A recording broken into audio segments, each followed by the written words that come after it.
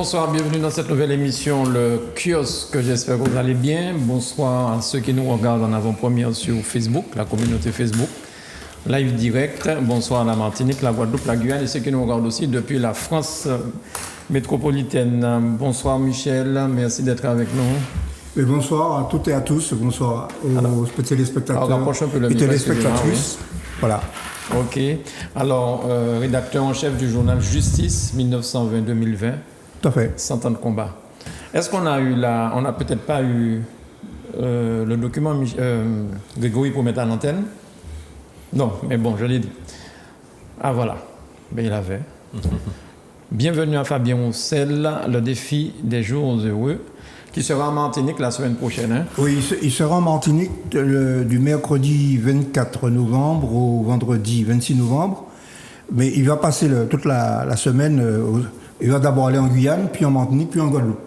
D'accord. Bon, deux mots pour dire quand même que le défi des jours heureux, c'était le titre du programme du Conseil national de la résistance qui a abouti à un gouvernement sous la présidence du général de Gaulle avec les communistes et qui a été un des moments des avancées les plus importantes au plan de vue social, notamment la sécurité sociale, les retraites, etc., les droits des salariés.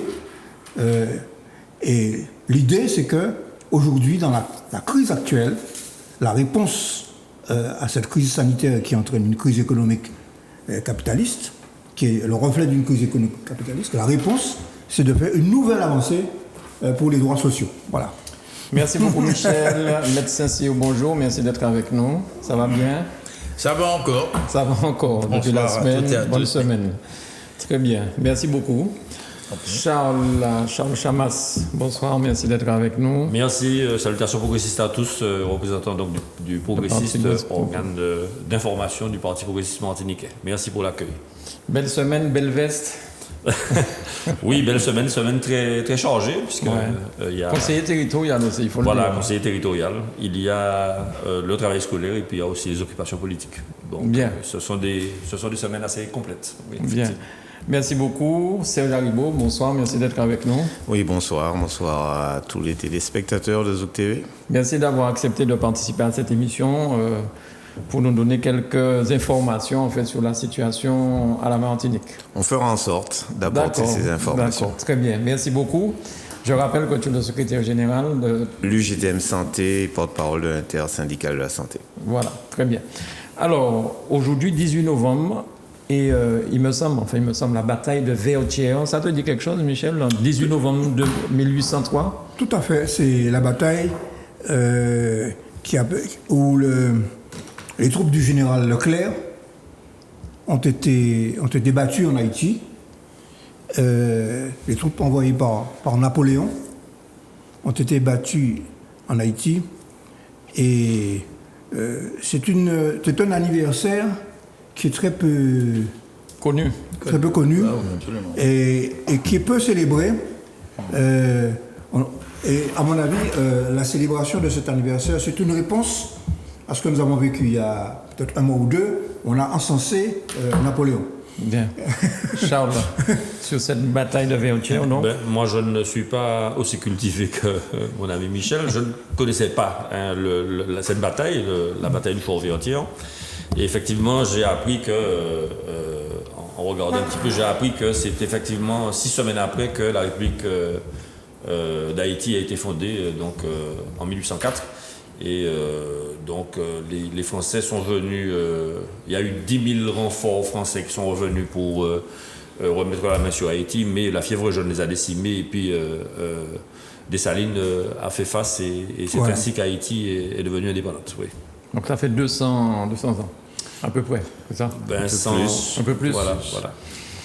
Bien d'accord sur ça? Mais c'est selon moi un élément important d'apporter des éléments historiques de ce type-là dans la Caraïbe, qu'on puisse bien connaître l'histoire. C'est important, à mon sens, culturellement pour nous. De bien comprendre ce qui s'est passé à Haïti. Et pour comprendre le passé permet de comprendre le présent. surtout les conséquences qu'il y a eu par la suite, les dispositions qui ont été prises et les remboursements qui ont été demandés à Haïti par la France. Et c'est selon nous un cheminement historique qui est important. Et Haïti, à son tour, demande à la France de rembourser ce qu'ils ont versé à l'époque. Oui, bien sûr. Ben, Mais les Haïtiens célèbrent beaucoup cette bataille. J'ai entendu aucun écho Oui, immédiat. oui, quand même. Oui, quand même. Et Les Haïtiens. Bon, en tout cas, la communauté, d'après ce que je crois savoir, la communauté haïtienne, les communautés haïtiennes de la diaspora, Oui, en tout cas, que ce soit en France, aux États-Unis et ailleurs, au Canada, qui sont quand même nombreuses. Hein. Bon. D'ailleurs, je profite de l'occasion pour dire que dans Justice de la semaine, on devait publier d'ailleurs un article qui nous a été envoyé par un ami, Jean-Paul Joannel. Je ne sais pas si tu connais Jean-Paul. Très bien, oui, bien Bon, sûr. Jean-Paul nous avait envoyé un Contact article, entreprise. malheureusement. Il est dans Contact Entreprise, je crois. Il a été. Il est retraité maintenant. Il n'est plus. Il a été directeur de cabinet de plusieurs ministres socialistes.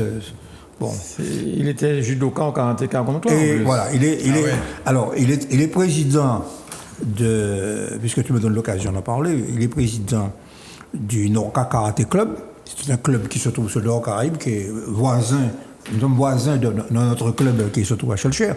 Mais surtout, Jean-Paul Joannel est un observateur important qui accorde beaucoup d'importance à l'histoire. Hein. Bon, alors il a, à mon avis, il a trébuché un petit peu à la fin de sa carrière, mais je pense que ça s'explique par des problèmes personnels. Il a été se mettre au service d'un lobby patronal, mais enfin bon. Ah ben oui, non mais bon, non mais il y a il y a pour cela des explications qui lui sont personnelles. Ce que je retiens, c'est qu'il a accompagné notamment les ministres qui ont installé la décentralisation en Martinique. Bien. Bon. Mais il a eu des responsabilités à une époque à Saint-Martin. Directeur de cabinet de l'OPENSEC. Et aussi à Saint-Martin. À Saint-Martin. Ah oui, bien sûr. Oui, Moi, je m'occupais de tourisme. il était directeur de cabinet de l'OPENSEC. Et puis bon, bref, il a évolué dans la mouvance socialiste, quoi. Tout à fait. Très bien. Charles. oui, juste un mot pour préciser que par rapport au remboursement dont M. Haribo faisait état, quand la France a demandé 90 millions de francs or qui ont été payés sur plus de 120 ans, de 1830 jusqu'à 1950 et quelques, eh bien, ça a représenté, aujourd'hui, ça représente à peu près 3 années de PIB, de produit intérieur brut d'Haïti. Il faut savoir que la diaspora dont Michel parlait, ce qu'on appelle la dispersion, les Haïtiens qui vivent à l'extérieur du pays, ramènent comme remise, c'est-à-dire comme argent gagné qu'ils rapatrient en Haïti, 33% du PIB. 33% du PIB chaque année. Donc ce sont les Haïtiens de la diaspora qui permettent à Haïti d'avoir des ressources pour avoir un niveau de vie un petit peu supérieur. Donc c'est 33% du PIB. Et on a estimé aujourd'hui que si le PIB d'Haïti est de 13 milliards, si la France devait rembourser cette somme, ça serait entre 30 et 45 milliards de dollars qu'elle devrait rembourser, puisque effectivement c'était une somme qui a été versée au titre des dédommagements pour la perte du foncier. Hispaniola, Haïti à l'époque, c'était la plus belle des colonies françaises, la plus belle des colonies dans le monde, et rapportait énormément d'argent à la France, puisque la France ne produisait rien au début. La Révolution française n'était pas encore arrivée, et c'était surtout l'indigo, le pétain, la canne, le sucre, etc., qui faisaient le tabac, et j'en oublie, qui faisaient la richesse donc, de la France avec l'importation de ces produits coloniaux. Et ils ont donc demandé un dédommagement pour perte foncière, mais les recherches aujourd'hui montrent qu'ils ont compté dans ces remboursements-là également la perte de force de travail. Donc, ce que l'histoire en France a toujours nié est en train de tourner, et visiblement cette somme est en train de on est en train de constater que cette somme prend en compte la perte de la main-d'œuvre servile. alors que c'était pas pas ça. Voilà, c'était pas dit. Alors, concernant cette semaine, il y a eu beaucoup de choses qui se sont passées. Il y a eu la démission du directeur du CHUM, qui date d'hier, on en parlera tout à l'heure. Mais concernant, toujours pour rester sur ce communiqué, alors, communiqué du gouvernement date du 14 novembre sur la médiation. Donc, je vais demander à Serge, est-ce que cette médiation, à son sens, a échoué ou bien est-ce qu'il peut nous donner des renseignements là-dessus? Parce que là, je lis, la Martinique devra-t-elle se passer de l'aide de l'État en cas de 5e vague? Parce que lorsque je lis le communiqué de presse du gouvernement, je vois que la solidarité nationale s'est exercée de manière conséquente au profit de la Martinique qui, depuis le 1er août, a reçu le renfort de 1778 soignants, a bénéficié de 13 évacuations sanitaires vers l'Hexagone, pour un total de 80 patients. Cette solidarité est tout à fait exceptionnelle. Si elle devait être à nouveau sollicitée en raison d'une 5e vague, devrait prendre en compte les difficultés liées au contexte de reprise épidémique en métropole. Ce qui veut dire, enfin, je ne sais pas, ma traduction, s'il y a une 5e vague, en Martinique, il va falloir se débrouiller parce qu'ils sont occupés avec la 5e vague en France. Alors, puis-je corriger juste un petit mot, pardon? Oui. Pas métropole, France hexagonale. Et moi, je corrige France tout court.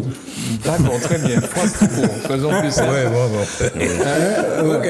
Voilà, France tout court. Alors, c'est Oui, donc, non, c'est. Premièrement, on a parlé de médiation et la médiation avant même de. La délégation avant même d'arriver avait déjà échoué. Nous savions, de par la nomination, une fois qu'on a su que c'était Mme Toupillé qui avait été nommée, qu'elle ne pouvait en aucun cas être une médiatrice attitrée dans le cadre d'un conflit social. Elle est nommée sur la base d'un décret. Ce décret ne prévoit pas que cette médiation puisse avoir lieu dans le cadre d'un conflit social. Donc c'était complètement absurde de faire croire que Mme Toupillé pouvait s'entêter pendant 13 jours à faire croire qu'elle pouvait créer un ballon de médiation. C'était pas possible. D'autant plus qu'elle était accompagnée d'un médecin et du directeur du travail.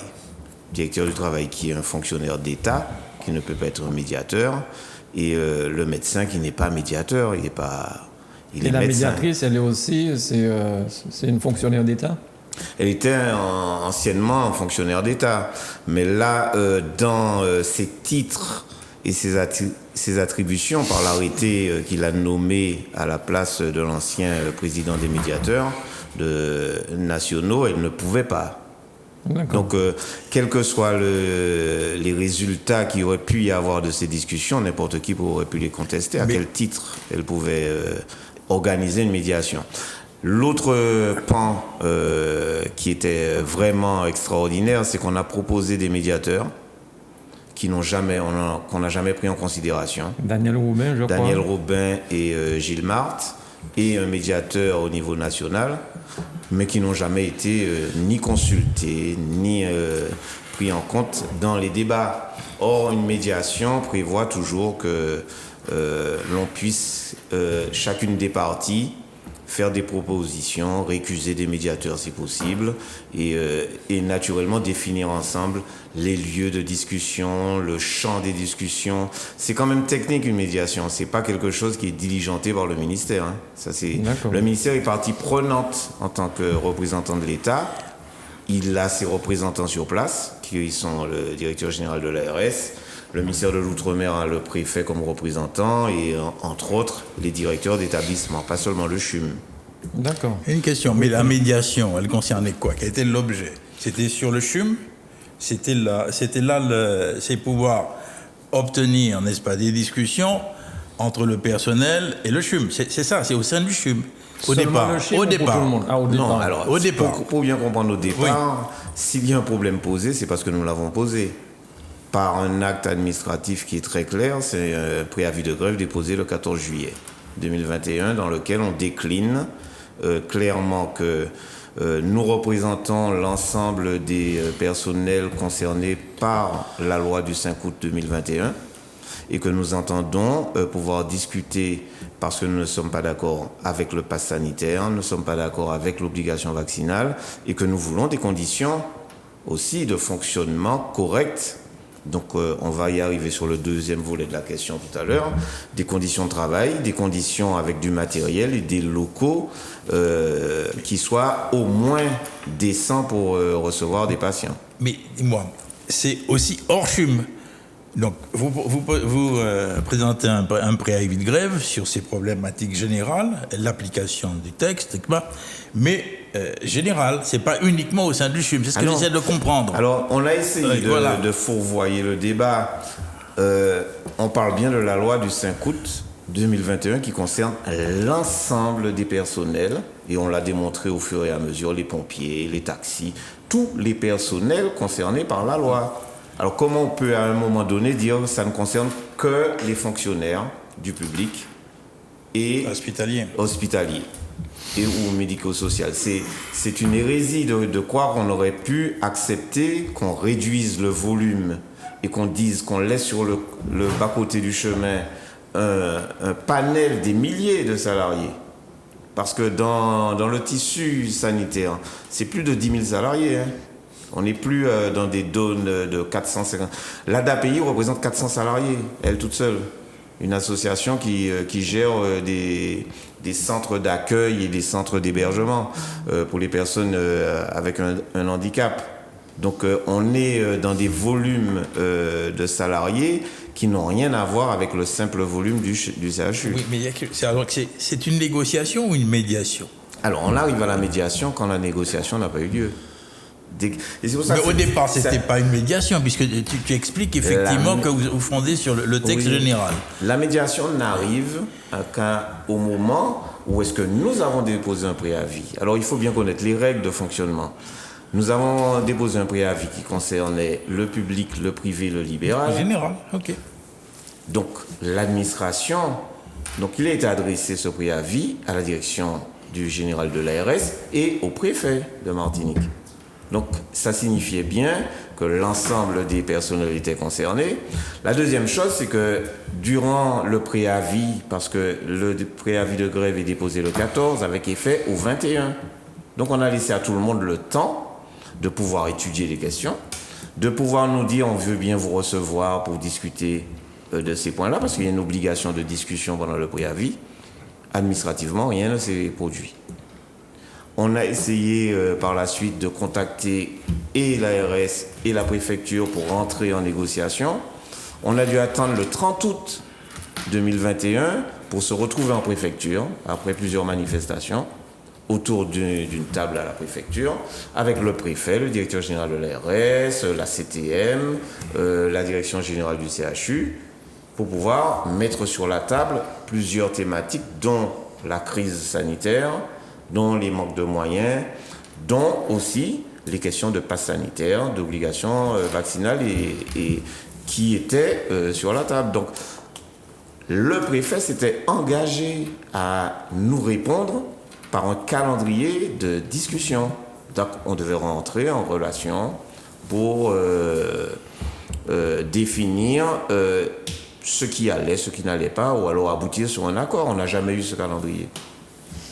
Donc, alors, pour être bien clair aussi, tu as parlé d'être contre le pass sanitaire, mais vous n'êtes pas contre le vaccin.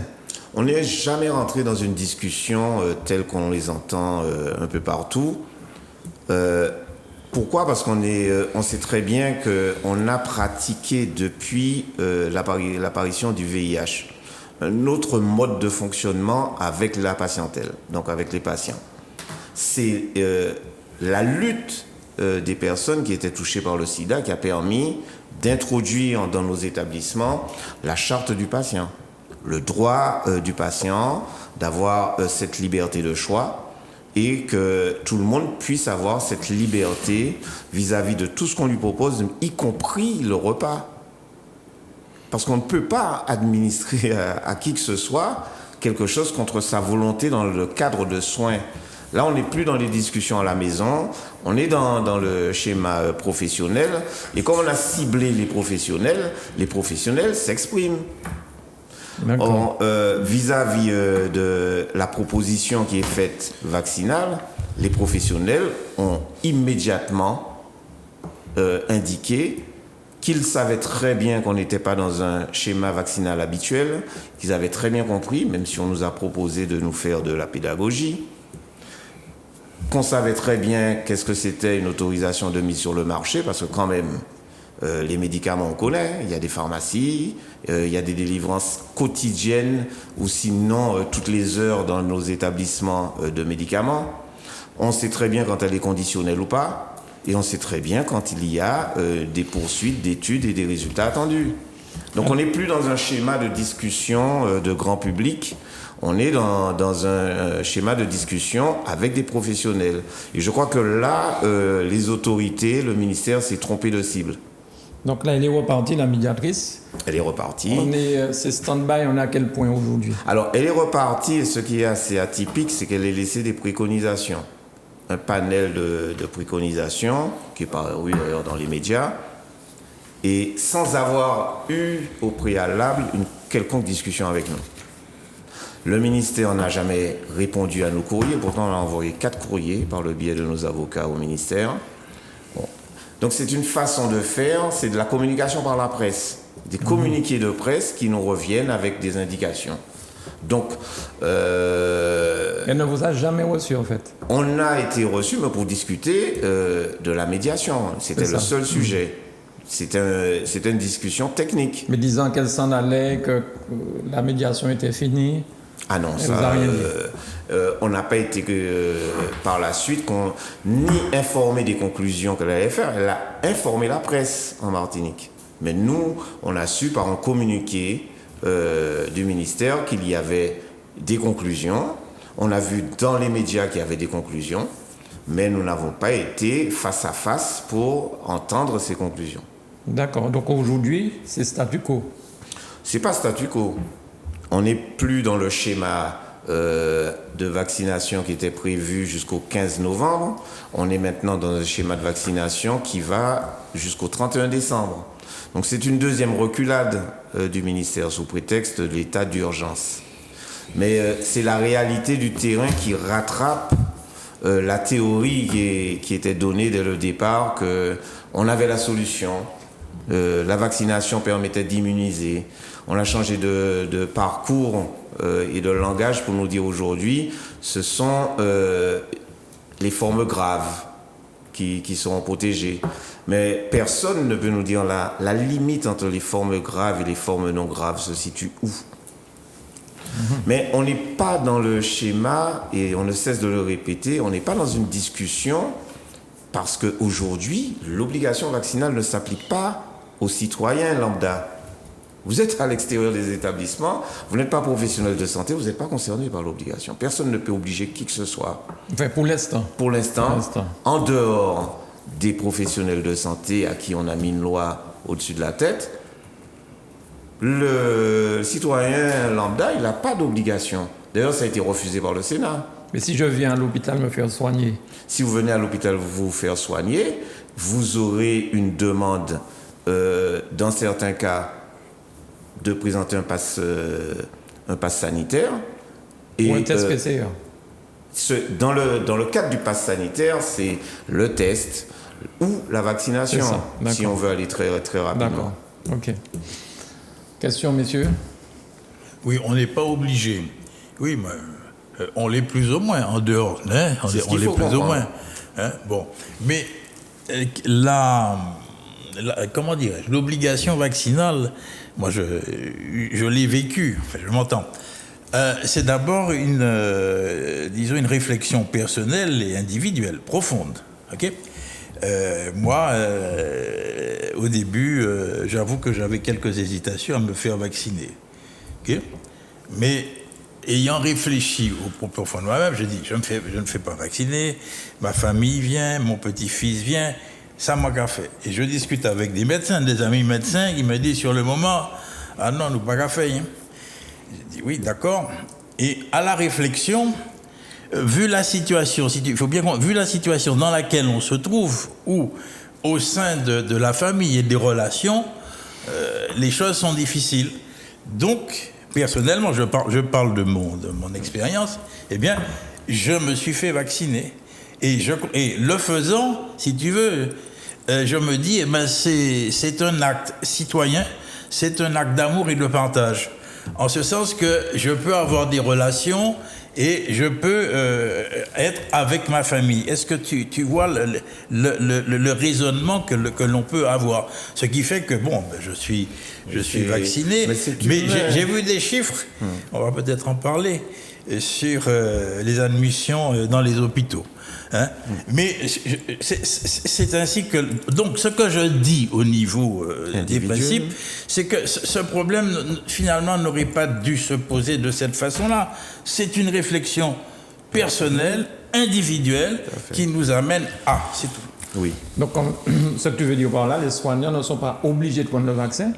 C'est à eux de réfléchir. À eux de réfléchir. Mais Mais c'est évident s'ils ne prennent pas le vaccin, que vous êtes quand même susceptible de transmettre le virus. Donc c'est une affaire qui vous concerne. Vous voyez par quel moyen vous pouvez éviter la chose. Alors je suppose que vous avez les tests, vous avez un certain nombre de choses à proposer. tu avais fait On a des propositions. énormément de choses à proposer et on ne fait que proposer depuis 2020. Et ça, personne en Martinique ne pourra en disconvenir. L'intersyndicale de la santé travaille depuis l'apparition du virus. On travaille tellement qu'on a dû travailler nos énergies et nos intellects, même si on nous dit qu'intellectuellement on est déficient. On a créé les sacs poubelles pour se protéger quand il n'y avait pas. C'est nous qui avons fait, découpé, et avec aussi les collègues de l'autre bord, à 7000 km, des échanges. Il y a eu des créations de masques, il y a eu des recherches de ce qu'on peut appeler sponsoring. On a fait toutes les démarches au niveau des commerces de bricolage et ainsi de suite pour aller retrouver des masques et en avoir de quoi nous protéger. Même si en face on nous disait qu'on était fous, que le masque ne servait à rien. Mais si un endroit qu'on pratique l'hygiène et qu'on pratique des méthodes de protection de plus en plus draconiennes, c'est bien dans nos établissements. C'est-à-dire que tout le temps, on ne cesse de ramener les choses à leur juste valeur. Quand on est à la maison, on peut essayer de se cadrer vis-à-vis de l'hygiène. Quand on est dans nos professions, c'est terminé. On applique des règles d'hygiène, sinon on est en faute professionnelle. Donc, personne à l'extérieur, il y a des gens qui ne connaissaient pas les surblouses, les charlottes, les surchaussures, les vêtements adaptés, si on est au bloc opératoire, si on est en réanimation. Mais tout ça, on connaît ça. C'est-à-dire qu'on n'est plus dans les années 30. Nous envoyons nos enfants prendre des diplômes. Et puis, on pense que nos concitoyens qui sont dans les établissements sont des écervelés et qui ne comprennent pas. On parlait bien jusqu'à présent des maladies nosocomiales. On fait la chasse aux maladies nosocomiales. L'une des maladies nosocomiales, c'est la transmission du virus au patient ou du patient vers le professionnel, parce qu'on oublie souvent l'inverse. Et donc, on le pratique tous les jours. Ce que nous disons, c'est que nous voyons qu'il y a des erreurs fondamentales qui sont faites et on a été les premiers à demander qu'on mette en place un schéma territorial de lutte contre le Covid. On a demandé qu'on protège les personnes les plus sensibles, les plus diminuées, qui ont des pathologies à risque. On a demandé qu'on prenne des dispositions pour isoler volontairement, ce qu'on a appelé l'isolement thérapeutique.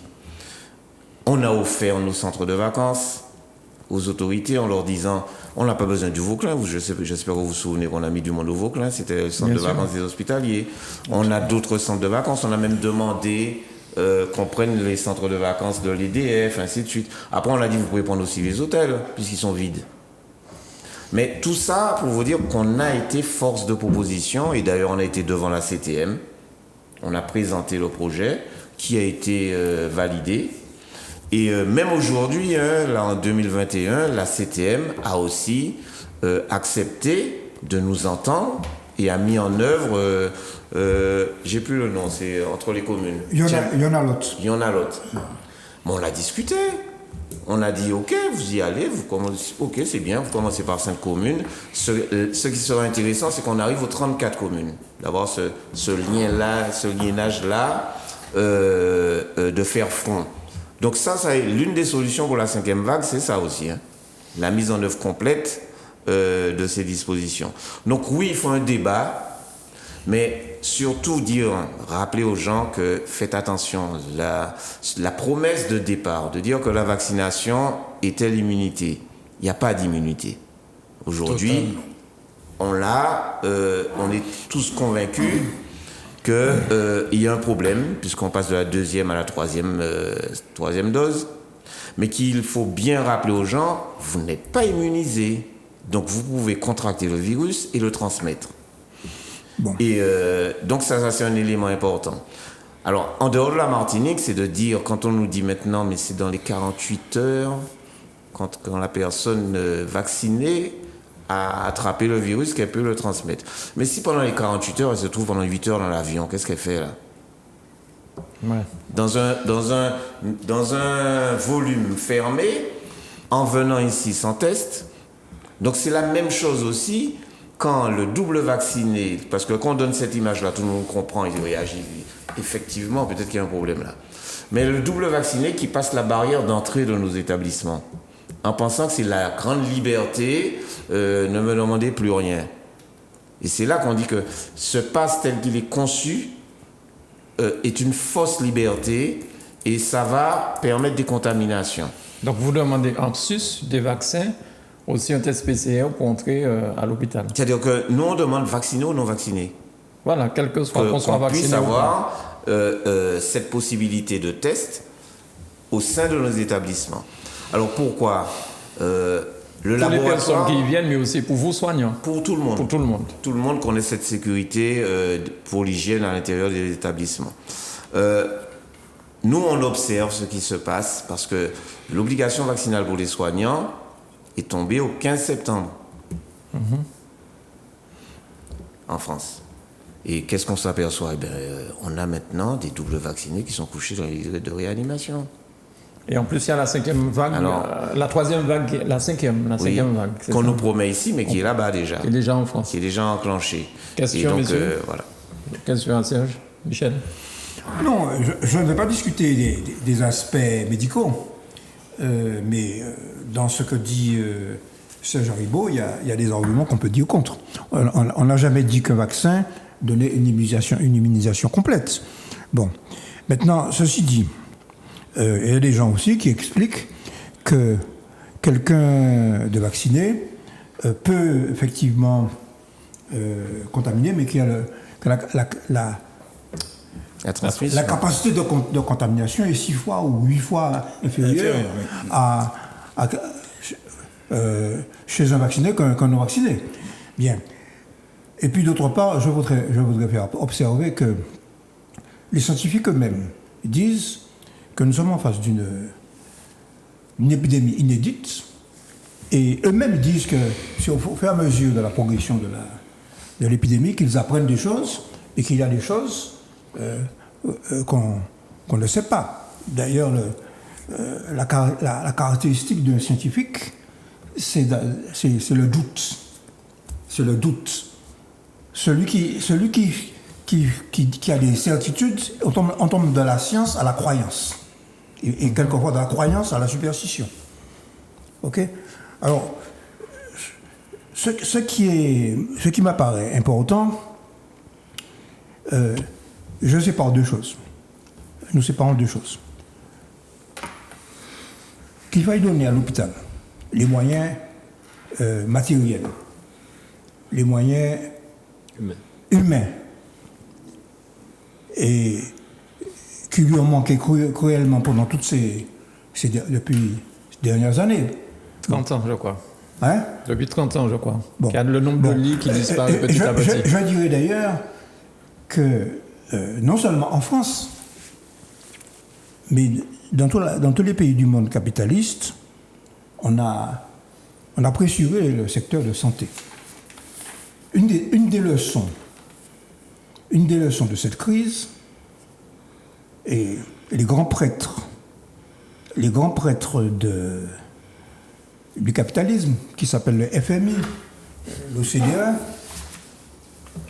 découvrent que la santé et l'éducation, ce sont des investissements nécessaires. Ils découvrent ça. Bon. Par conséquent, sur cette bataille-là, que ici en Martinique, depuis des années, les personnels, mais aussi l'opinion publique, la presse, notre journal, nous avons soutenu les luttes pour donner à l'hôpital les moyens. Bon. D'ailleurs, grâce à ces luttes, il y a des sommes qui ont été débloquées. Bon, maintenant, il s'agit d'accélérer les investissements qui ont été annoncés. Parce qu'il ne suffit pas d'annoncer, il faut appliquer. Il y a eu beaucoup d'annonces pour l'hôpital de Trinité, je crois. 419 millions. Bon. En ce qui concerne la CTM-UGT, le dernier acte de la mandature de Marie-Jeanne, ça a été la signature d'une convention avec la direction de l'hôpital, le professeur Roch et puis le directeur, là, le jeune directeur, là, Benjamin Garel, d'une convention de financement qui porte sur l'octroi de 100 millions d'euros qu'on a pu débloquer des fonds européens. Figurez-vous que dans les fonds européens, ou le PO, le programme opérationnel 2014-2020, il n'y avait pas une ligne concernant la santé. Ça a été la bataille de l'ancienne mandature. Je dois mentionner d'ailleurs le président Marie-Jeanne et puis celui qui était chargé des fonds européens, M. Miguel Laventure, d'arracher, précisément à l'occasion de une modification de la vision de l'Europe et de pouvoir financer la modernisation de l'hôpital. Donc d'où ces fameux 100 millions. Donc ce que je veux dire, c'est que... Mais aujourd'hui, Michel, on est dans un statu quo. Enfin, j'appelle ça statu quo, hein, je ne sais pas. Oui, nous sommes dans une impasse. Moi, je dirais que... Qu'est-ce qu'on fait là ? À mon avis, nous sommes dans une impasse. Et la manière de sortir de cette impasse, c'est l'impératif. L'impératif, c'est la santé des Martiniquais. C'est la sauvegarde du peuple martiniquais. C'est la sauvegarde. C'est au-delà des discussions juridiques, celui-là est mandaté, pas mandaté, pour la médiation. Moi, j'entends cette discussion, mais c'est des discussions juridico-juridiques. J'ai à côté de moi un juriste. D'accord. Oui, mais ça, souvent, les juristes ont l'art de noyer les questions dans des questions de pure forme pour ne pas aborder les questions de fond. Ça arrive peut-être. Mais exceptionnellement. Moi, j'aurais dit souvent, on insiste beaucoup plus souvent au niveau des politiques. Vous allez tirer plus au niveau des politiques que des juristes. Vous allez tirer à vue si vous voulez. Nous sommes d'accord. Bon, vous allez tirer à vue si vous voulez. Alors vous êtes à deux là, vous allez nous dire. Ce que je veux dire, et tu m'as posé une question, est-ce qu'on est dans un statu quo? Moi, je te réponds que c'est une impasse. C'est une impasse. C'est une impasse. Et moi, je pense qu'il faut sortir de cette impasse par le haut. Par le haut. Alors, bien. Alors, Charles. De manière très dépassionnée. Oui, le débat se déroule comme ça et je vous en remercie. Bien sûr. Monsieur Haribo dit le prétexte de l'état d'urgence. On ne peut pas nier aujourd'hui qu'on est en situation grave. La situation est grave. Et j'ai entendu attentivement, mais je rejoins certaines remarques de M. Haribo qui concernent notamment l'incapacité des responsables, notamment de l'État, de mettre en place une gestion de crise, un pôle de gestion unique de crise, que regrouper la CTM, les mairies, la préfecture, l'ARS, les médecins libéraux, organiser des tests massifs de manière à pouvoir pister, entre guillemets, suivre les malades. Effectivement, il y a eu des lacunes. Mais je souhaiterais aussi dire que, comme disait Michel, la situation de l'hôpital en Martinique est particulière pour plusieurs raisons qui concernent la typicité du territoire, notamment la Caraïbe, les malades de la Caraïbe qui viennent se faire soigner en Martinique et parfois qui n'ont pas les moyens de payer. Alors, le serment d'Hippocrate fait que tout soignant est obligé d'apporter le recours, le secours médical nécessaire, parce qu'il a ainsi juré. Il y a aussi les comorbidités. On sait que le territoire martiniquais a énormément de comorbidités. Il y a la Martinique particulièrement qui est en stade de vieillissement et qu'on voit les pathologies se développer avec l'âge. Et puis il y a des personnes qui sont en grande situation de précarité, et la précarité est un facteur d'aggravation de l'état de santé. Mais très respectueusement, hein, M. Haribo, encore une fois, je t'ai entendu parler avec une sorte d'anaphore en disant « et alors ?» Et je crois vraiment que ce n'est pas comme cela qu'on fait avancer, parce qu'il y a des personnes qui souffrent de manière différente. Quand on fait une manifestation et qu'on dit que bon, les élèves arriveront en retard, et alors il y aura des embouteillages, et alors il faut aussi prendre en compte le fait qu'il y a des petits artisans, il y a des petits commerçants, il y a des petits entrepreneurs qui vivotent et qui n'ont pas les moyens, les moyens de supporter des crises multiples qui, dans un territoire fragile, avec 21% de chômage, etc., plongent la situation de la Martinique dans un cas qu'on peut qualifier d'extrême du point de vue de sa survie économique. Et je comprends bien hein, que c'est le côté enflammé, la passion, et puis la volonté de convaincre à travers une approche tribunicienne qui veut haranguer la foule. Je comprends ça très bien, mais c'est mal vécu, enfin, pour certains, c'est mal vécu, et on pourrait y voir un petit peu de provocation. Alors, quand je dis ça, je le répète encore très respectueusement, je veux bien évidemment rappeler tous au dialogue. Et les dates dont on a parlé là, notamment le 31 décembre, on voit que la manœuvre de l'État est claire. C'est qu'on va compliquer la vie des personnes soignantes ou pas, hein, parce que dans certains pays européens, aujourd'hui, il y a des obligations vaccinales, des passes sanitaires qui sont demandées, y compris pour se rendre dans des manifestations culturelles, sportives, etc. On voit bien que la stratégie de l'État, qui n'est pas français seulement, mais des États européens, est de contraindre et pour provoquer une adhésion à cette vaccination-là. Et effectivement, ce sont des contraintes qui peuvent être considérées comme étant, on va qualifier de rudes, de maladroites, et puis de malheureuse. Mais l'État aujourd'hui et le gouvernement aujourd'hui, à mon avis, comme vous-même, hein, vous voulez régler le problème de la santé. Je suis persuadé que tous les partenaires veulent régler le problème de la santé. Il faut s'asseoir et puis vous poser la question de savoir qu'est-ce que vous êtes prêt à concéder. C'est en fait ça. Et la concession, si ce sont des mesures prophylactiques drastiques, je l'entends. Mais s'il y a quand même des contaminations, et s'il y a quand même une dégradation de l'état de santé des personnes qui sont hospitalisées. Je veux parler de ma voisine, dont je tairai le nom, pas en correction pour la famille, dont un frère était universitaire, qui est décédé dans un établissement dans lequel elle était, mais elle ne recevait pas sa famille. 88 ans, la pauvre dame était là, et puis le Covid est venu la chercher dans sa chambre, et elle est partie. Et sa famille ne venait pas. Donc, on voit bien qu'il y a un sujet. Je ne dis pas que je détiens la vérité.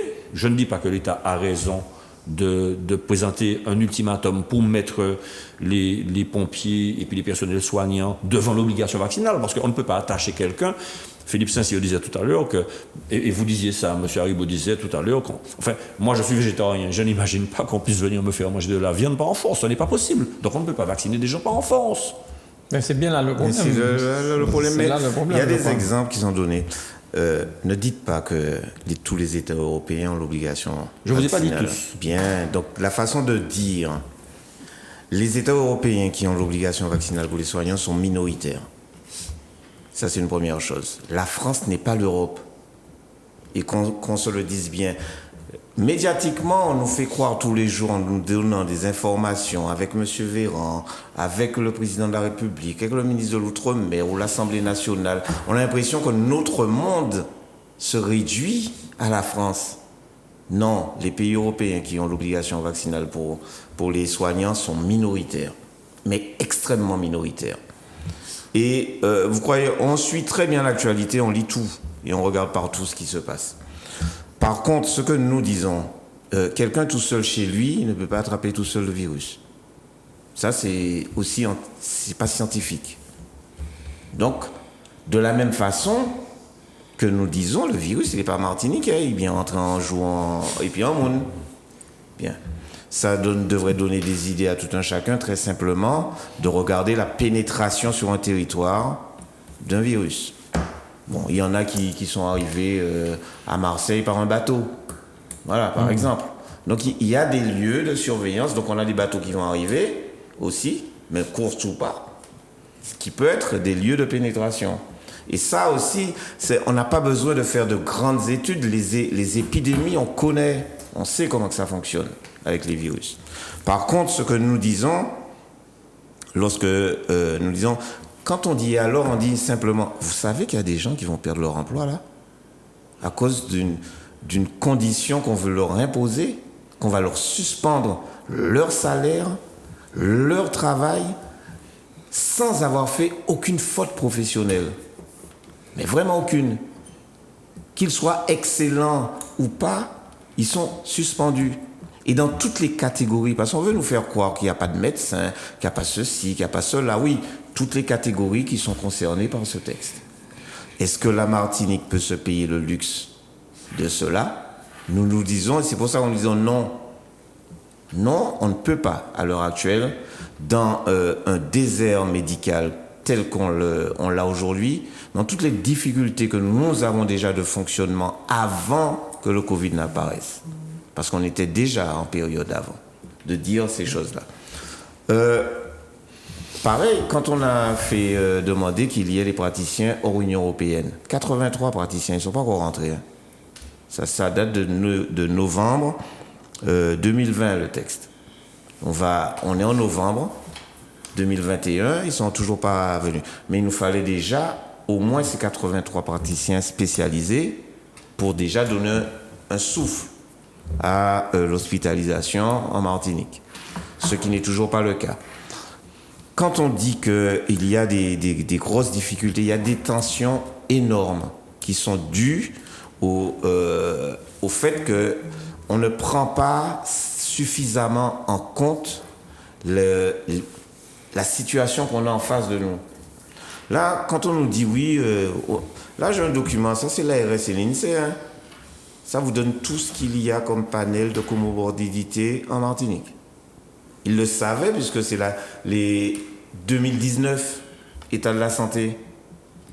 On vous dit 6 Martiniquais sur 10 déclarent un ou plusieurs facteurs de risque pouvant entraîner des formes graves à la Covid-19. Vous ne faites rien. Vous ne faites rien. Alors, en regard de ça, vous me dites ça, nous sommes dans le milieu.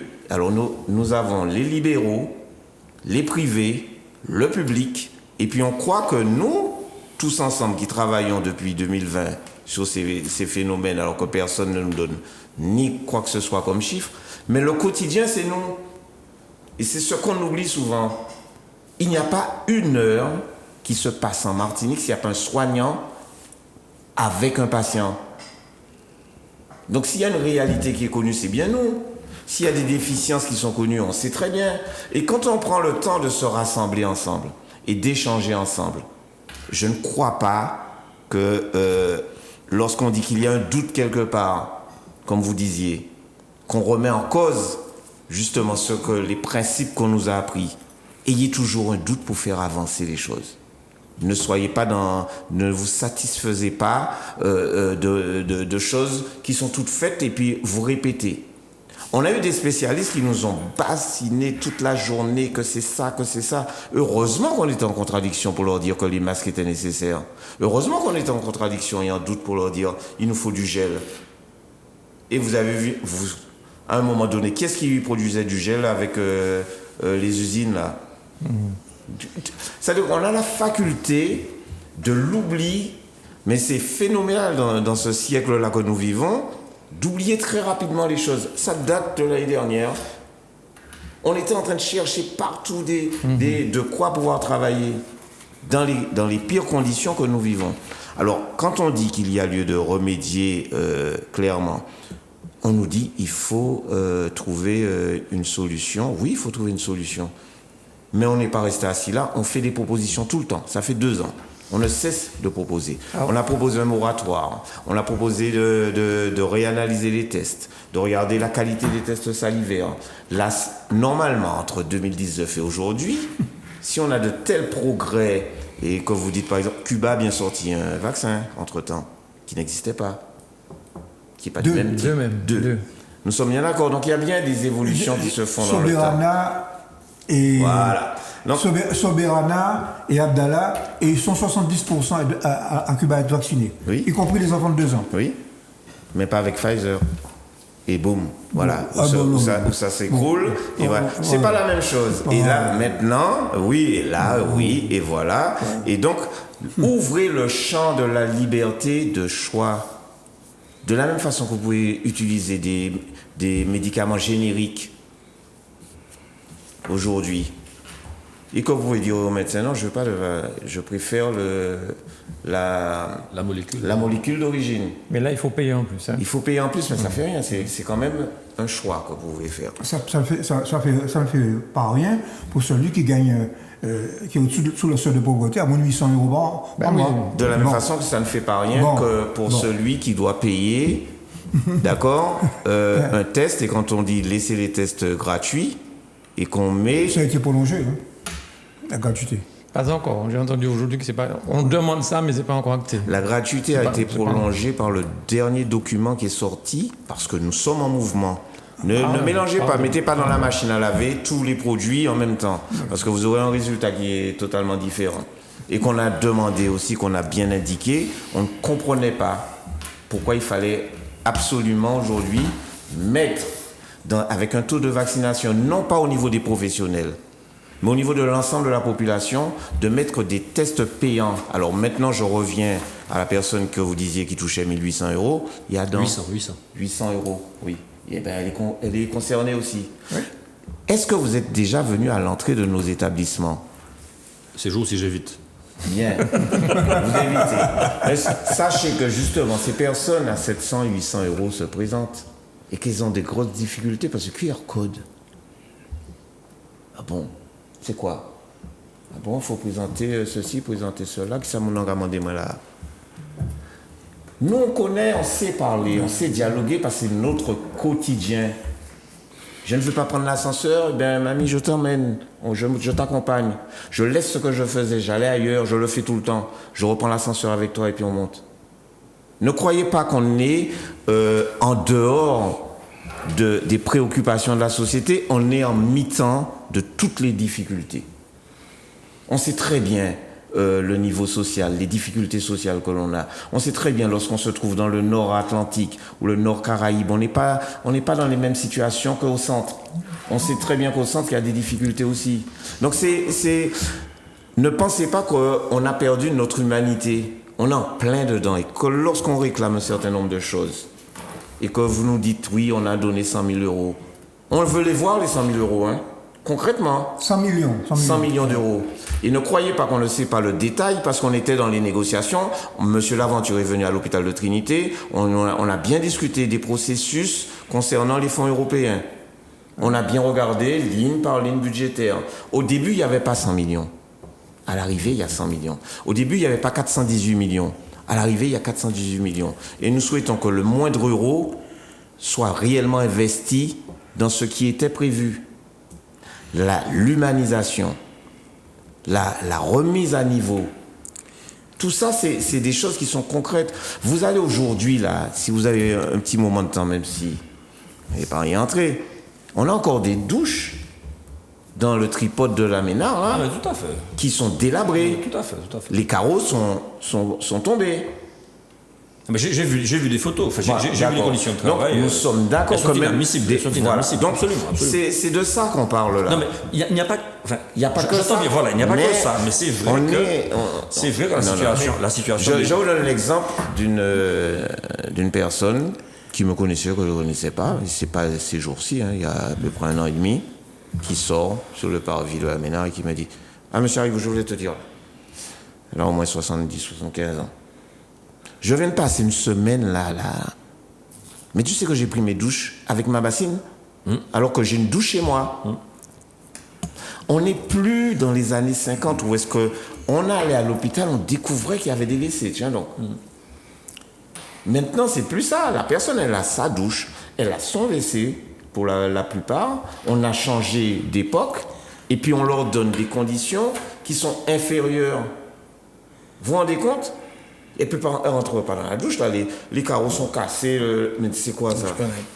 Donc, il faut vraiment comprendre ça. Je vais te poser une question pour que les choses soient claires. Vous êtes contre l'obligation vaccinale. Voilà. D'accord. Bon. Simplement. Maintenant, attends, mais continue parce que tu as fait une distinction tout à l'heure. Ok, mais vous n'êtes pas contre la vaccination. Pas du tout. Bon, mais tu as mis le Pfizer de côté. Me semble-t-il, hein, tu as Non, dit, quand on non. parle des vaccins cubains, alors pourquoi cette distinction? Non, j'ai dit simplement, Voilà. vous voyez, à Cuba, ils n'utilisent pas les autres, ils ont produit leurs 2 vaccins. Ils font leur vaccin Mais eux-mêmes. qu'est-ce qui nous empêche, nous, d'avoir ces 2-là à disposition, d'avoir Pfizer, d'avoir AstraZeneca, Janssen, voilà. Et vous avez 2 types de vaccins qui sont fabriqués différemment. L'un qui est sur le concept des vaccins jusqu'à présent traditionnels. Classibiné. Comment? Recombiné. Recombiné. Ouais. Et de l'autre côté, avec ARN. Oui. Donc les gens, ils ont la possibilité. Alors si c'est vérifié, 70% de Cubains qui l'ont pris et qu'il n'y a pas trop d'effets secondaires, donnez-nous la possibilité. C'est ce qu'on demande. on n'est Pas pas- pour les professionnels de santé simplement. Hein. Tout à Oui, fait. bien sûr. Voilà. Donc là, on commence à s'entendre. Mais Voilà. tu n'es pas contre le Pfizer. Pas du tout. Moi, Non, mais c'est ce qu'elle essaie de je n'ai pas comprendre de avec- choix à faire. Pourquoi on laisse qu'on d'expliquer ait ça? le- Parce que oui. nous avons des mandants. Il y en a qui sont vaccinés, qui ne sont pas vaccinés. Ce sont nos mandants. Tout à fait. Nous les Oui, oui, bien représentons. sûr. Tout à fait. Et maintenant, s'ils ont un effet secondaire, parce que vous allez prendre votre vaccin à l'extérieur, je vous ramène dans le milieu professionnel. On est entre salariés, employeurs. On n'est pas dans les mêmes rapports. Là, l'obligation vaccinale, c'est l'employeur qui dit aux salariés, si tu veux continuer à travailler, il faut être vacciné. Nous voulons la sécurité entre les deux. Nous sommes obligés de demander à l'employeur si un salarié vacciné a des effets secondaires. C'est vous qui lui avez demandé. Maintenant, qu'est-ce qu'on fait là? Donc, je serai obligé de représenter le salarié vacciné et d'aller jusqu'au bout du processus avec lui pour dire est-ce que vous avez bien pris ça en accident de travail? Vous voyez, donc les conséquences ne sont pas les mêmes. Donc, ce qui est important, et je remercie Philippe Saint-Cyr d'avoir fait la distinction, ce qui est important, c'est la vaccination non obligatoire. Et ça, je le comprends parfaitement. Ça, c'est évident. Enfin, bon, mais il y a une opportunité quand même qui est offerte par rapport aux vaccins à technique classique. Oui. Voilà, une opportunité qui est offerte et qui permettrait un déblocage de la situation. Quand bien même on n'est pas pour la vaccination obligatoire, il y aurait une opportunité qui serait offerte avec un vaccin plus classique. Voilà, c'est ça. Il faut laisser aux gens la possibilité. Ils ont le doute sur les vaccins ARN. Oui, Bon, oui. Je vous ai fait ça autres les, je ne pas intéressé en tête, sinon vous allez lobotomiser les gens. Non, bien sûr. Mais il y a aussi, et alors vous dites toujours, on est dans un monde capitaliste, et puis quand le monde capitaliste est en œuvre, vous oubliez que c'est un monde capitaliste. Non, non, non. Moi, je donne ma position. Alors, tu peux avec je Oui, réponds. non, attends, tu répondras quand j'aurai fini, quand j'en aurai terminé. Quand j'en aurai terminé. Laisse-le finir, après tu réponds. Tout de suite Quand ça après, tu vas touche, répondre. ça fait mal. Tout de suite après, tu vas répondre. Alors, simplement, je dis ça, et je dis 2 mots, et je C'est un termine. procédé depuis cette affaire qui consiste à déformer les propos des gens. Mais non, j'ai pas fini mon propos, tu vas le déformer. Et après, on va passer à une autre question. Il va être déformé. C'est de dire simplement, vous voyez maintenant, il y a des nouvelles voies pour les laboratoires. Il y a un laboratoire à Lille, le laboratoire Pasteur, qui a étudié plus de 2000. Vous êtes au courant de ça? Et puis qui a été freiné pendant 1 an. Donc, il y avait moyen de trouver des pistes. Et maintenant, ces pistes-là vont arriver. Des médicaments, des thérapies différentes qui vont arriver sur le marché. Donc, on a voulu au départ, et ça c'est le monde capitaliste, de favoriser un certain nombre, du moins une piste. Et on a mis en... Attendez, pourquoi c'est pas moi qui ai fait le reportage. Hein. Ok. Donc, le reportage qui est passé, vous l'avez vu? L'Institut Pasteur. Concernant l'Institut Pasteur de Lille. Je ne me branche pas sur les réseaux sociaux complotistes. Les réseaux sociaux. Je parle de médias officiels tels que Arte qui est payé quand même. Ah, là, ça devient un peu plus sérieux. Voilà, donc il faudrait voir ces reportages-là.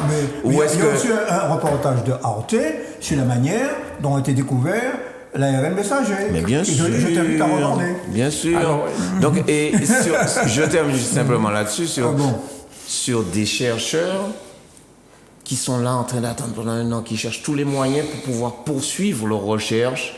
Et parce qu'ils ont trouvé des molécules qui sont intéressantes, ils ont répertorié les 2500 qui existaient, ils en ont cherché retrouvé quelques-unes qui étaient intéressantes, ils sont bloqués. Et puis là, maintenant, on a débloqué.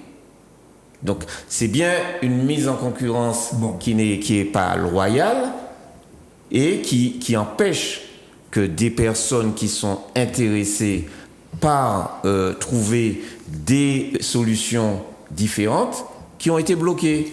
Bon. Voilà. Alors je voudrais dire d'une phrase, parce que je ne veux pas polémiquer. Je voudrais dire d'une phrase. Je ne confonds pas le fait que, appelons-les par leur nom, Big Pharma, ok, les grands laboratoires capitalistes essaient d'utiliser la pandémie pour faire de l'argent, de faire des profits, et puis le fait que par leur puissance, par la quantité de chercheurs qu'ils sont capables aussi de faire avancer la science. Donc il y a 2 choses. Il y a la science et puis l'utilisation que le capitalisme en fait. Voilà ce que je voulais dire. Bon. Alors, avant de passer à autre chose... et on voit les résultats. En restant sur... Et après, il faut vraiment qu'on parle d'autre chose, mais comment faire pour la transat Jacques Vabre, pardon. Moi, j'ai vu quelque chose d'intéressant. Hein. C'est le communiqué, il me semble que c'est la ville de Fort-de-France. Là, vous comprendrez, il me semble que pour pouvoir accéder au village, il faut avoir fait au moins un test. Ce qui me paraît bien. Oui, mais pour arriver à l'aéroport, après un voyage, on est parti sans test. Pour que les skippers, les skippers qui arrivent sur leur bateau, pour qu'ils viennent à eux descendre de leur bateau, il faut qu'ils fassent le test. Bon, eux, ils sont restés 15 jours en mer, donc on peut penser que... Double vaccination, même s'ils restent 15 jours en mer, il faut faire un test. Ah bon. D'accord. Tous les deux, s'ils sont tous les deux sur le bateau, ils ont été tous les deux doublement vaccinés, ils ont passé 15 jours, et alors, comme vous passez 15 jours ici, hein, en Martinique, hein, vous n'avez pas besoin d'être sur la mer. Hein. Si ce n'est pas sur la mer qu'ils vont attraper le virus. En tout cas, pour entrer sur le village, il faudra un test PCR. Donc ça, c'est quand même pour moi une évolution telle que nous la souhaitons. D'accord. Et un test PCR. Donc, il y a de l'intelligence quand même en Martinique. J'ai bien compris qu'à la mairie de Fort-de-France et à la préfecture, ils ont bien saisi qu'il y aurait une difficulté et qu'il y a lieu là peut-être de remodeler les choses parce que n'importe qui pourrait venir et prendre le texte qui indique passe sanitaire, c'est quoi? Et vous direz, je ne fais pas de test. Bon. Donc il y a quand même quelque chose. Ce qui est moi je trouve ça très positif. C'est quoi? C'est le test ou le vaccin? Laissons d'un côté les juristes goitreux et dongonneux. Bien. Alors on va passer à un autre sujet. On reviendra peut-être sur ça tout à l'heure.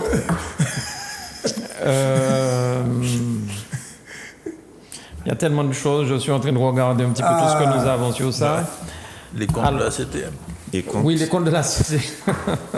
Mais les Mais comptes, je les veux pas comptes de dire la ça. CTM. Je veux pas dire ça C'est pour. la troisième Ça, je vais question. vous écouter. Alors, Chambre régionale des comptes, c'est ça? Sur son avis du- Mais oui, quand même. Alors, Demande une seconde fois communauté d'agglomération du Nord de Ah non, Martinique. je sais pas. non, on c'est va pas cette celle-là. passer Mais l'essentiel. Eti. Ah, oui. Makaïdou, création de la CTM en 2015, les comptes de la région et département étaient défaillants, insincères, selon la Chambre régionale des comptes. Milim. Ok, d'accord. Alors, sur Mais ça. on va poursuivre. Hein. Bon. On va poursuivre. Oui, il Bon. faudra poursuivre. Bon. Alors, sur ça, sur la création de la CTM, ça veut dire que lorsqu'on a fusionné conseil général, conseil régional, les comptes étaient insincères, c'est ça? Il y a eu un diagnostic qui a été fait. Et effectivement, qu'est-ce qui se passe? Il y a un patrimoine important, il y a des machines-outils, il y a des véhicules, il y a des engins, il faut savoir combien ça coûte, il faut savoir qu'il y a des bâtiments à entretenir, etc. En fait, la Chambre régionale des comptes a constaté qu'il y avait effectivement quelques défaillances du point de vue de l'amortissement du patrimoine immobilier. C'est ça, Michel. Et donc, il y a effectivement, selon la Chambre régionale des comptes, des déséquilibres. Bon, voilà. Ça arrive. Je vais en faire simplement une suggestion, faites une médiation. Non, il n'y a pas de médiation. Il n'y a pas de médiation, parce que je vais par contre souligner un autre aspect qui me semble être beaucoup plus tendancieux, si tu permets. Alors, ta lecture de ça. Pour ne pas abasourdir nos téléspectateurs sur des problèmes qui sont des problèmes financiers complexes, ce qu'a dit essentiellement la Chambre régionale des comptes, et heureusement que d'ailleurs Martinique Première a quand même interrogé de manière plus honnête que notre média, M. Yves Colcombet, qui est le président de la Chambre régionale des comptes. En gros, la Chambre régionale des comptes dit que la préparation, il y a eu une impréparation du passage de deux collectivités à une collectivité unique, et que ça s'est traduit effectivement, comme l'a dit Charles Chamas, par une insuffisance d'évaluation du patrimoine, donc une insuffisance d'amortissement pour pouvoir évaluer, pouvoir réparer, entretenir le patrimoine, ce qui a une répercussion considérable sur la gestion qui a suivi. Par contre, ce qu'on ne dit pas à la Chambre régionale des comptes, c'est que quand vous avez 2 milliards d'amortissements qui n'ont pas fait, on ne peut pas amortir en l'espace de 5 ans, sinon à mettre la collectivité en déficit en 5 ans, ce qui n'a pas été fait 10 ans plus tard. Bon, première chose. Deuxième chose. 10 ans plus tôt. 10 ans plus tôt. Excusez-moi, tu as raison. Deuxième chose. La Chambre régionale des comptes dit que la dette cumulée des deux ex-collectivités, on a sorti 100 millions de la dette qu'il a fallu réintégrer après. Donc, quand on parle maintenant de la dette actuelle, bon, c'est qu'on est parti d'un niveau de dette qui était déjà élevé. Même les quelques emprunts qui ont été faits, aujourd'hui, font qu'effectivement, on a un endettement qui est conséquent. Bon, et puis, troisièmement, je ne vais pas trop vous apporter. La Chambre régionale des comptes dit ceci, ça c'est simple à comprendre, c'est qu'il y avait une capacité d'autofinancement qui était faible, c'est-à-dire que le supplément que dégageait la section de fonctionnement était insuffisant pour alimenter l'investissement. Et que ce qui veut dire qu'il a fallu pendant les premières années de la gestion Marie-Jeanne, il a fallu reconstituer cette capacité d'autofinancement pour pouvoir être en capacité, parce que c'est la capacité d'autofinancement qu'on regarde le banquier pour pouvoir vous prêter. Donc voilà ce que dit la Chambre régionale des comptes. Je n'insiste pas sur le fait qu'il y a eu une maîtrise de la masse salariale, parce qu'on est parti d'une masse salariale qu'on avait recrutée de manière excessive dans les deux autres collectivités avant. Voilà ce que dit la Chambre régionale des comptes. Alors, vous voulez dire quelque chose? Mais écoute, moi alors je lis pour le coup la dette de la CTM de la dernière mandature là, puisque bon, on ne parle pas seulement de 2015. Il y a aussi M. Colcombet a parlé de la dernière mandature avant l'arrivée de la nouvelle équipe, et on constate donc que la dette de la CTM augmente plus vite en Martinique que dans les autres régions. On constate aussi que la capacité de financement en interne disponible était moindre. On constate aussi qu'on est passé de 1255 € par tête d'habitant, par habitant en 2015 à 1800 € par habitant en 2019 du point de vue donc de l'endettement. Et M. Colcombet s'étonnait de ne pas comprendre pourquoi les ressources propres ne pouvaient pas permettre un investissement et pourquoi avoir endetté la collectivité de trop. Et là, on parle de cela à la fin de la mandature. Hein. Et puis, dernière petite pique pour mon ami Michel Branchi. Le compte administratif de 2015 voté par ton équipe a retenu un montant de 17 milliards de crédits d'autorisation de programme. Et vous avez, mais c'est ce qui est écrit. Et vous avez voté. Oui. Vous avez voté. Il ne faut pas croire tout ce qui est écrit. Les élus. C'est M. Colcombet qui l'a dit. M. Colcombet qui l'a dit. Non, M. Colcombet, il n'a pas écrit ça. Il s'est trompé. Il n'a pas. Je ne sais pas s'il a écrit. Écoute, moi je te dis, et l'ancienne, c'est ce qu'il a dit sur Martinique Première, et j'ai enregistré l'émission que je vais te faire parvenir. Bien. Voilà. Alors, on pourrait effectivement discuter longtemps. Oui. Donc moi, mais je vais dire une seule chose, je permets quand même. Oui, vas-y. Une seule chose, c'est que les affirmations de M. Colcombet, c'est que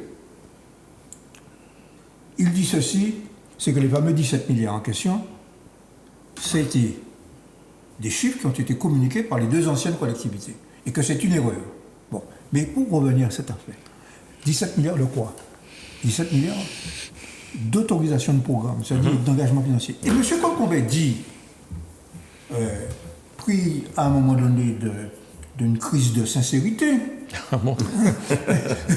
Ah bon, il était insincère. Lui qui parle d'insincérité, il est pris d'une crise de sincérité, de sincérité. Et il dit, mais vous savez, finalement, ces deux collectivités, surtout la région, n'avaient pas de comptabilité des engagements financiers. Donc finalement, le travail de la Chambre régionale des comptes pour établir la situation réelle au départ de la nouvelle collectivité était difficile, c'était difficile. La région n'avait pas de comptabilité? N'avait pas de comptabilité des engagements financiers. Ah, d'accord. Bon, alors je ne vais pas rentrer dans trop de détails. Pas trop de détails, mais c'est vrai que... Il n'y avait pas de comptabilité des engagements financiers. Ça veut dire que la mandature Marie-Jeanne a été obligée de recruter des jeunes qui étaient à l'université, 5, et pendant 2 ans, ils ont cherché dans tous les services les engagements financiers pour lesquels il y avait des obligations légales, auxquelles on aurait dû faire face, et puis les engagements financiers auxquels on pouvait barrer. Et on est arrivé à combien? Finalement, on a diminué, on est passé de 17 milliards à 3 milliards 100 millions. Mais les 3 milliards 100 millions, c'est 3 milliards auxquels il a fallu faire face parce qu'il n'y avait pas en face ce que les comptables publics appellent les crédits de paiement. C'est-à-dire, il y avait des engagements financiers. Mais l'argent n'était pas là. C'est considéré qu'on fait un chèque sans provision. On fait un chèque 3 milliards, mais pas mis en sous, donc on compte en Ok, Visiblement, l'histoire se répète. alors, Moi, est-ce que vous imaginez, au niveau de la population, l'incompréhension qu'il peut y avoir de revenir sur les choses de 2015 et ne pas réussir à dire quelles ont été les conséquences? Est-ce que c'est positif, c'est négatif? Et qu'est-ce qu'on peut rectifier? C'est surtout ça qui intéresse la population. S'il y a quelque chose qui peut être rectifié, ben rectifions-le pour le bien de l'ensemble, sans qu'il y ait de difficultés, il me semble. Et puis on va pointer là où est-ce qu'il y a vraiment des grandes différences d'appréciation. Mais pour le bien de l'ensemble, il me semble qu'il faut donner un discours qui est plus cohérent entre les parties. C'est le rôle de la Chambre régionale des comptes. Bon. alors, par contre, Michel, là, il y a quelque chose, je vais t'embêter. Oui. La justice annule l'utilisation du drapeau, le drapeau Lambi, et de l'hymne choisi en 2009 par la CTM.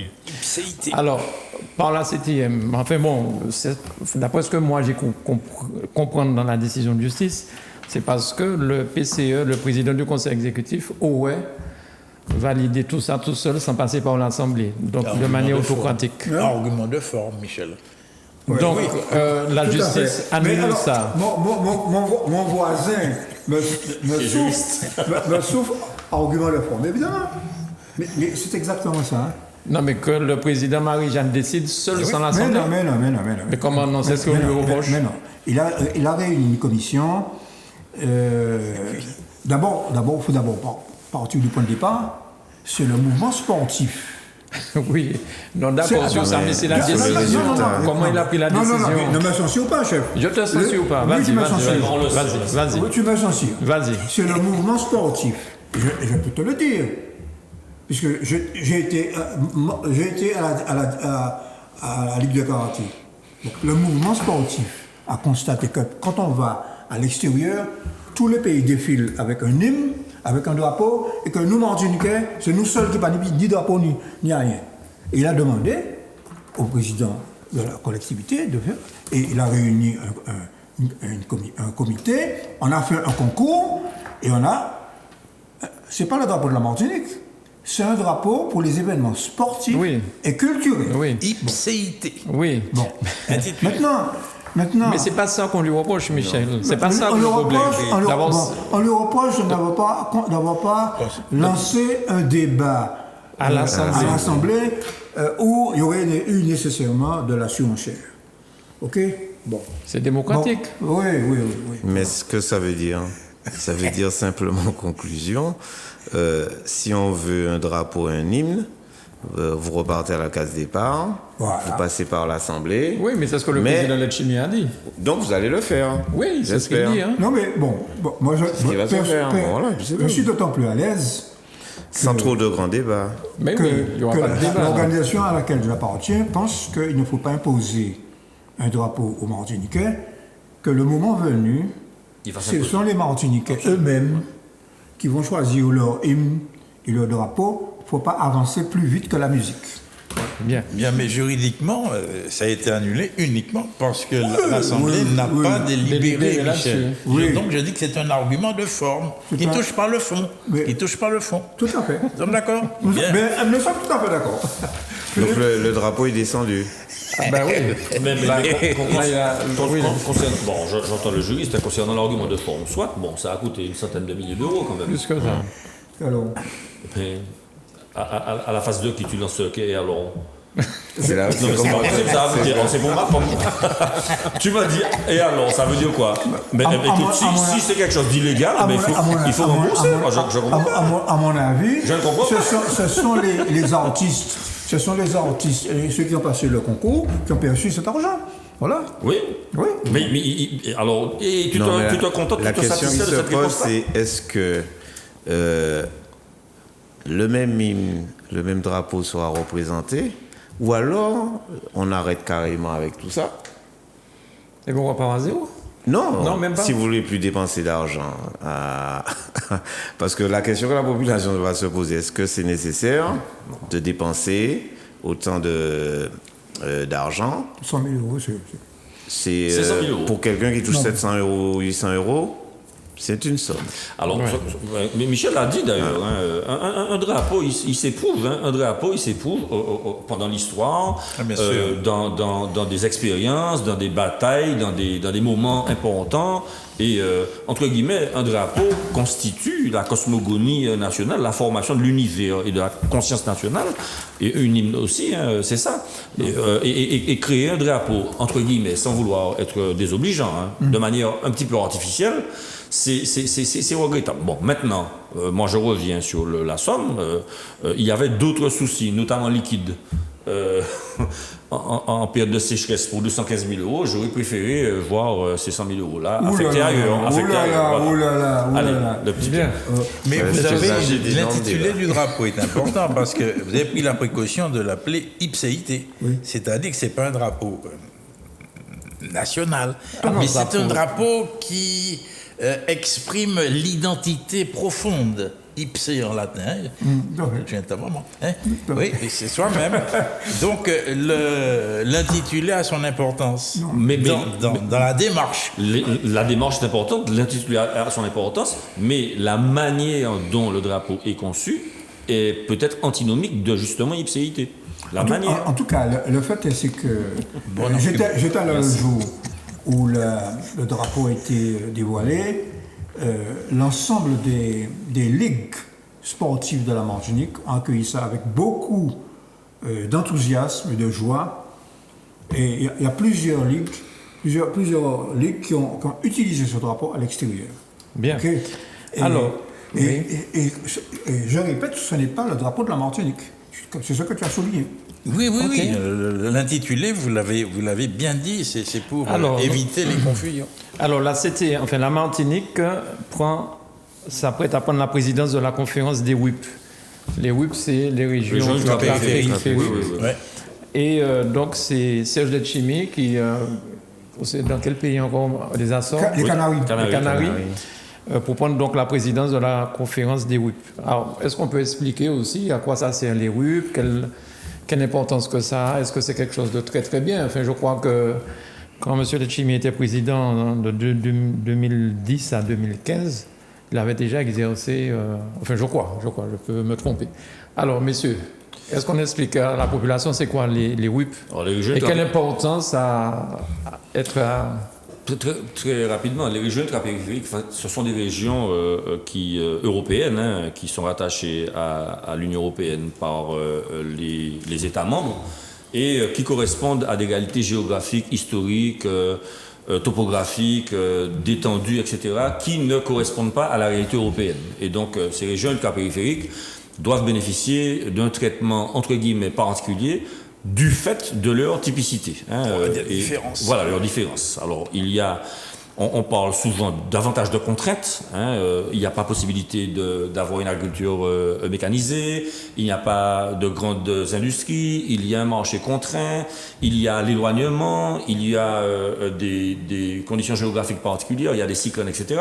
Donc, il faut absolument que ces régions soient considérées par l'Union européenne comme étant particulières, avec un traitement entre guillemets, juridique, financier et administratif qui doit correspondre à la nature géographique et historique de ces régions-là. Voilà. Une petite précision, une petite parenthèse. Moi, j'estime que nous sommes plus qu'ultra-périphériques. Oui. C'est-à-dire que nous sommes éloignés, nous sommes très éloignés, je le disais la dernière fois, nous sommes tellement éloignés que nous faisons partie déjà d'un autre monde. Absolument. OK ? Et que par conséquent, le droit à la différence devrait être beaucoup plus exprimé Tout à fait. Dans nos régions. Tout à fait. Et alors, dans le prolongement de ce que dit Philippe, nous avons souvent critiqué ce terme. Et nous avons même dit que c'est l'Europe qui est ultra-périphérique par rapport à nous. Petite définition des choses, oui. Bon, mais la réalité, c'est que nous sommes là devant un combat qui est un combat qui date, je dirais, depuis la création du marché commun en 1957. Article 227 par l'heure de... Il a fallu des combats politiques, juridiques, économiques, considérable pour faire reconnaître par l'Europe que nous étions différents. La spécificité. Parce que l'Europe prétendait nous appliquer ces principes, c'est-à-dire en fait, le libéralisme plus échevelé, la libre circulation des marchandises, des capitaux et des hommes. Autrement dit, nous étions des marchés pour l'Europe et nous n'avions pas le droit d'avoir une production, d'avoir des particularités. Alors ça se traduit juridiquement dans le traité européen. La dernière mouture de ce traité européen, c'est l'article 419 du traité de l'Union européenne, qui a succédé au 299 que tu as connu. Oui, bon, et puis c'est le 347. Bien que je ne sois pas juriste. Oui. Bon. Mais ce qui est surtout important, c'est un groupe de pression. C'est-à-dire, c'est Madère, les Canaries, maintenant Mayotte, la Guadeloupe, la Martinique, la Réunion et la Guyane. C'est un groupe de pression qui entend demander à l'Europe, d'une part, des aides qui soient adaptées à nos nécessités de développement, Parce que l'Europe nous fait ce qu'en font tous les pays capitalistes. Il nous dit je vous aide, mais je vous aide dans ce comme moi qui m'intéresse et qui va me permettre de vous vendre à vous. En gros, Alors, je simplifie. Le programme de la présidence martiniquaise, la relance, la lutte contre le changement climatique, la santé, l'autonomie alimentaire, la diplomatie territoriale. Voilà. Donc, c'est ce qui va être débattu tout au long de l'année. Tout à fait. Oui, Moi, je mais pense que il y a une c'est une formule. affaire importante. Ah oui, c'est très important, mais il y a une formule qui est à l'origine d'ailleurs des régions ultra-périphériques, c'est fait du droit, excusez-moi, c'est le fameux arrêt Anselme de 1970 qui doit nous inspirer. Hein. Oui. 70, il me semble-t-il. Enfin bon, moi, ma mémoire faible, faiblit bien que... Bon. Et cet arrêt dit ceci. La discrimination consiste non seulement à traiter les choses identiques de façon différente, mais aussi à traiter les choses différentes de façon identique. Absolument. Et c'est là le départ, n'est-ce pas, Oui. de la notion d'ultra-périphérie. Par exemple, une des conséquences de cette interprétation à un moment donné de l'Europe, ça a été de nous dire, eh bien, pas ni question entre le mer. Oui, bien sûr. Oui, bien sûr. C'est la libre circulation des marchandises. L'octroi de mer est un droit de douane équivalent à un droit de douane. On n'a pas le droit d'empêcher les produits européens, on les frapper d'une taxe qui les empêche d'arriver. On s'est battu à l'époque, l'Union de la gauche, Tout à fait. Et on s'est battu récemment encore. Oui, Alors, bien sûr, je sais, oui, bien sûr. Alors, très rapidement, puisqu'on a fini, le traitement des déchets ménagers devient encore un peu plus difficile en Martinique. Oh, c'est un scandale. Alors, comment gérer cette histoire assez où on... C'est bon. Là, on ramasse pas les déchets ces jours-ci, je crois. Hein. Non. Est-ce que... Oui. Je me permets une petite assertion. Il faut absolument que davantage de civisme se fasse. Du point de vue du tri sélectif, de manière à pouvoir permettre qu'il y ait des unités de traitement des déchets. On ne pourra pas continuer comme ça. La Martinique n'est pas extensible. Ils sont en train de faire des lieux d'enfouissement qui sont à chaque fois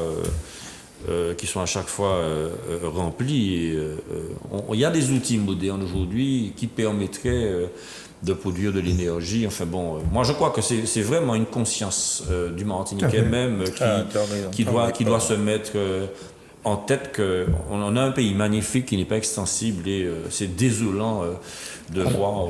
En plus de ça, le président Kakin dit que il y a des machines qui sont bizarrement détruites, des pièces en panne, des choses comme ça, du sabotage. Est-ce que ça ajoute... non, c'est pas ça. Oui, mais enfin bon, j'ai quand même noté... Non, mais il a dit ça. Il a dit ça. Mais ce qu'il ne dit pas, c'est que le préfet lui a dit qu'en 4 ans, il a reçu plus d'une centaine d'observations et de non-conformités, 11 arrêtés préfectoraux de mise en demeure. Ouais. OK. Bon, autrement dit, parce que qui est-ce qui finance le SMTBD? Le syndicat martiniquais de traitement et de revalorisation des déchets. Ce sont ce qu'on appelle les EPC, les communautés de communes. C'est-à-dire Cap Nord, CACEM et le Espace Sud. Espace Sud. Mais elles le font à partir de quoi? Mais à partir d'une taxe. La taxe des ordures ménagères. C'est-à-dire, ce sont nous, les citoyens, nos impôts. Nos impôts. Alors, la Cour régionale des comptes suggère notamment d'augmenter le taux de la taxe d'enlèvement des ordures ménagères. Pour Cap Nord. Voilà. Est-ce que c'est ça la solution? Les Martiniquais ne payent pas déjà assez, non? Non, mais il y a peut-être... moi, je pense qu'il faut remédier de façon à ce qu'on ait un tissu de faire en sorte que le traitement des déchets soit qu'on sorte un peu de cette tradition là d'enfouissement et qu'il faut qu'on aille vers un sens de valorisation. Peut-être qu'il y a des pistes là qui devraient être faites. Et puis deuxièmement, c'est s'il y a déchets, c'est qu'il y a production de déchets. Donc qu'on revienne à la source, voir un peu, on n'est pas toujours... Par exemple, nous, on le dit dans nos établissements, pourquoi on utilise tout ça de plastique? Valoriser le circuit court. Le circuit court, c'est-à-dire que... Donc, par exemple, les repas, on peut très bien continuer à les présenter comme avant dans des assiettes, avec des fourchettes. D'ailleurs, c'est mieux, accepté par les patients, que des barquettes en plastique. Mais des milliers de barquettes qu'on a tous les jours, et qu'on renvoie dans le circuit. Et il y a peut-être des options qui seront peut-être moins coûteuses des choix. Quoi. Juste un petit mot. L'exemple de la soupe chinoise, le kilomètre alimentaire de la soupe chinoise, une soupe chinoise qui est fabriquée, je ne sais pas moi, à Canton, je sais pas, qui fait 17 000 km, qui arrive ici, qui est mise sur le rayon. Et puis, donc, il faut absolument qu'il y ait une conscientisation du fait que cette soupe, elle a voyagé, elle a brûlé du carburant, elle a pris bateau, voiture, etc. Alors qu'on a des paquets de légumes soupe ici. Non, mais je veux dire, le circuit court, c'est ça. Hein, le circuit court, c'est ça. Il faut absolument privilégier le circuit court. Et puis, dès l'école, parce que c'est surtout à l'école qu'il faut éduquer les jeunes. C'est un prof, c'est un nom de karaté, donc il aime tout ce qui vient de là-bas. Non. Alors, je te dirais, étant un grand amateur de cuisine asiatique, comme tu as raison, j'ai appris à faire la soupe chinoise moi-même. Bon, voilà. Voilà. Alors, donc, du coup, on peut dire deux mots sur la COP, l'accord de la COP 26. Il semblerait que ce soit beaucoup de blabla, mais que rien de tangible. Qu'est-ce que vous en pensez? Est-ce que vous êtes la jeune... C'est une histoire qui n'avance pas trop assez vite. C'est une histoire qui remonte. Ça n'avance pas assez vite. C'est une histoire qui remonte très loin. Depuis en 92, on a parlé du sommet de la Terre, on a commencé à parler du développement durable. La notion de développement durable a effectivement été paradigmatique dans le sens où, avant, on disait écologie, et l'écologie, c'est la protection de la nature pour la protection de la nature. Le développement durable a mis au cœur de cette écologie la notion de pouvoir permettre à l'homme de continuer à satisfaire ses besoins tout en préservant les ressources pour les générations futures. Et toutes les COP, elles ont milité dans ce sens. Et la réalité, c'est quoi? La réalité, c'est que on constate effectivement qu'il y a des affichages, mais la vérité, c'est qu'il y a beaucoup d'éco-blanchiment. C'est-à-dire qu'il y a des déclarations de principe, mais il y a des pays qui, par exemple, paient d'autres pays pour acheter leurs droits d'émission de carbone. Et là encore, ce sont des grands consortiums, et puis ce sont des États qui se retrouvent entre soi, et qui négocient ce genre de choses-là. Un petit État, il n'a pas les moyens, il va accepter de donner ses capacités de dégazage à un grand État qui va le payer, et on va se retrouver avec des situations qui aujourd'hui coûtent à des espèces. Je veux dire, aujourd'hui, on trouve des ours blancs noyés parce que la banquise est en train de rétrécir et que l'ours, pour se nourrir, il part chasser, mais il va chasser tellement loin qu'il n'arrive pas à revenir. Et il se noie, alors qu'il a toujours vécu de la chasse de poissons. C'est ça la réalité. Et tant qu'on privilégie, et là c'est la marotte et c'est effectivement l'idée fixe de Michel, mais je le rejoins, tant qu'on privilégie le capitalisme à tout craint, on sera toujours dans cette logique-là. Bien. Alors, je vais lire les notes que j'ai mises là. C'est le modèle de développement capitaliste qu'il faut transformer et non le verdir. Et non le verdir. Bon. Alors, je voulais parler aussi de ce qui s'est passé. La crise migratoire, c'est quand même assez scandaleux ce qui se passe du côté de la Pologne et la Biélorussie. Oui. Hein. Mais Loukachenko, c'est, de mon point de vue, c'est un sociopathe. Enfin, il a perdu les élections, il veut se maintenir au pouvoir. Qu'est-ce qu'il a comme idée? C'est d'aller faire le Belavia, la compagnie aérienne de la Biélorussie, aller chercher des Irakiens, des Syriens, des Afghans, des Kurdes, pour les ramener dans son pays et leur proposer un visa provisoire de manière à assiéger la frontière polonaise pour dire à ces pauvres heures-là qu'il y a possibilité qu'elles entrent sur le territoire européen. Bon, c'est une manœuvre, j'ai envie de dire, une manipulation qui est exécrable et qui met des personnes qui n'ont rien demandé du tout en situation. Parce qu'il y a des gens qui meurent de froid, mais mourir au sens physique du terme, mourir vraiment. Il y a des gens qui meurent de froid, il y a des enfants qui sont là. Et je trouve ça regrettable, qu'on en arrive à un pareil machiavélisme pour jouer sur la division de l'Europe. Hein. Parce qu'on sait que Orban a une lecture nationaliste, enfin il y a des gens qui sont plutôt pro-nationalistes, mais on dit qu'il veut faire comme la Turquie, comme Erdogan. Donc la même chose. Ce sont des sensibilités. Et la Pologne. La Pologne a une attitude tout à fait xénophobe. Absolument. En construisant un mur de la honte. Parce que il se trouve que les Occidentaux, il y a des murs qui sont de mauvais murs, le mur de l'Allemagne de l'Est. Et puis le mur de la Pologne serait un bon mur. Le mur israélo-palestinien. Un mur humanitaire. Le mur israélo-palestinien aussi est un mauvais mur. Bon, alors attention quand même. L'Irak, la Syrie, l'Afghanistan, ce sont des guerres impérialistes hein, qui ont créé Oui, absolument. qui ont créé ces migrants. Bon. Okay. Et puis, alors, à l'heure actuelle, là, l'Europe qui soi-disant indépendante, elle est en train de négocier. Hein. Alors là, c'est vraiment. Elle est en train de négocier avec je veux bien, Lukashenko. Michel, mais bon, on ne peut pas rester plus longtemps. Bon. Je voudrais demander quand même à Serge, la démission du directeur du CHUM, est-ce que ça a changé quelque chose assez rapidement? Et puis, comment débloquer la situation? C'est une démission qui était déjà annoncée, dont on pensait qu'elle serait à la fin de l'année. Donc, elle est anticipée d'1 mois. Ça ne va pas permettre de débloquer, puisqu'on ne répond pas aux questions qui sont posées. Le directeur n'a fait qu'appliquer tout ce qu'on lui a demandé jusqu'à présent et ce sont des directives ministérielles, donc il faut qu'à un moment ou un autre que le ministère débloque la situation. C'est le ministère qui doit débloquer, donner des directives et donner des financements aussi. D'accord. Donc aujourd'hui, pour l'instant, pas de négociation en cours.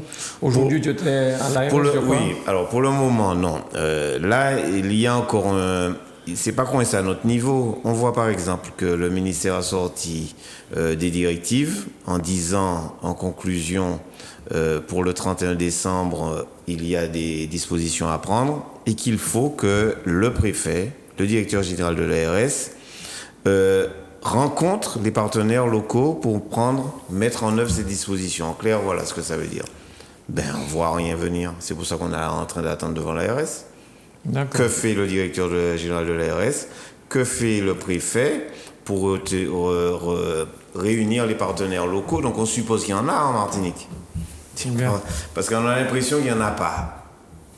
Et qu'eux, ils attendent simplement que le ministère leur envoie une note qui va décliner la mise en application et qu'eux, ils vont venir, ils vont nous dire voilà ce qu'on a reçu et puis allez-y, mettez en place. L'appel à la grève générale le 22, c'est acté ou pas?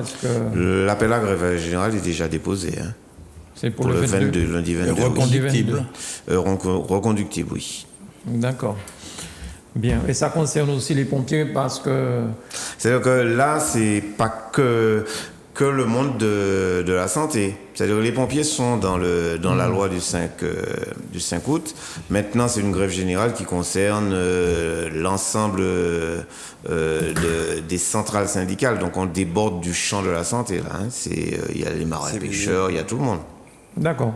Et puis, on pense aussi aux Guadeloupéens, puisque j'en vois des images. Grâce à Canal 10, bravo Canal 10, on voit pas mal de choses qui se passent en Guadeloupe. Donc, tu es fort, voilà. Messieurs, merci beaucoup. Merci. Le karatéka, Maître Saint-Cyr, le professeur. Merci de m'avoir invité pour une fois à cette émission. Merci pour cet échange courtois et la politique créole. Courtois mais ferme.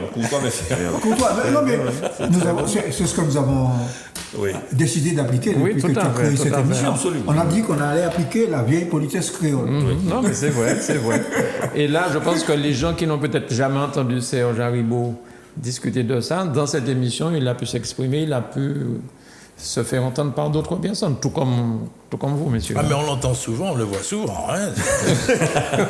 Et alors Merci à tous les quatre. Merci à tous. J'aime bien la subtilité avec un langage subliminal de notre ami Philippe. Merci à Grégory, merci à toute l'équipe de Zouk Télévision. À très bientôt. Bye bye. Bonsoir. Bonsoir.